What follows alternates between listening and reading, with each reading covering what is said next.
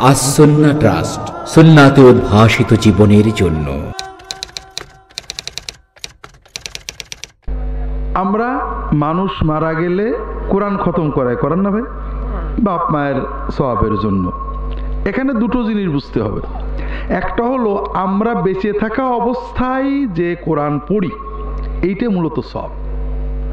আসল সওয়াবটা কি? যেটা আমরা জেনে বুঝে আমল করি। যেটা আমল করতে পারি না, এটা মূলত সওয়াব না। আমি কোন বংশের লোক, এটা কিন্তু আমার আমল না। আমার আমল নাকি? এটার ভিতরে কোনো সওয়াবও নেই, ফজিলতও নেই। আপনারা দেখেন অমুক বংশের আওলাদকে আমি কর্ম করে হয়েছি নাকি? হ্যাঁ, কাজে এটার ভিতরে কোনো ফজিলত নেই। কোন জায়গায় জন্মেছি, কোন বারে জন্মালাম, কোন বারে মরলাম, এর ভিতরে কোনো ফজিলত নেই। যদি ভালো মানুষ হয় তাহলে ওটা একটু ভালো। আসল হলো যেটা আমরা করি, খুব সহজ বুঝে রাখেন। জীবনে একটা কোরআনের আয়াত মহব্বতের সাথে পড়লে যে সওয়াব হবে, মরণের পরে 1 কোটি হাফেজ দিয়ে 1 কোটি বার কোরআন খতম করালেও সেই সওয়াব হবে না।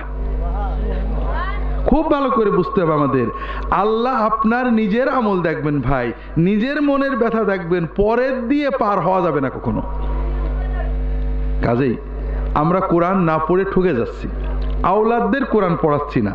প্রফেসর ডক্টর খন্দকার আব্দুল্লাহ জাহাঙ্গীর রচিত কোরআন সুন্নাহ ভিত্তিক জীবন ঘনিষ্ঠ বইগুলো পড়ুন, সুন্দর জীবন গড়ুন। ইসলামী আকিদা, হাদিসের নামে জালিয়াতি, ইহয়াউস সুনান, রাহে বেলায়েত সহ আরো অনেক বই। কোরআন সুন্নাহর সাথে থাকুন, জীবন বদলে যাবে।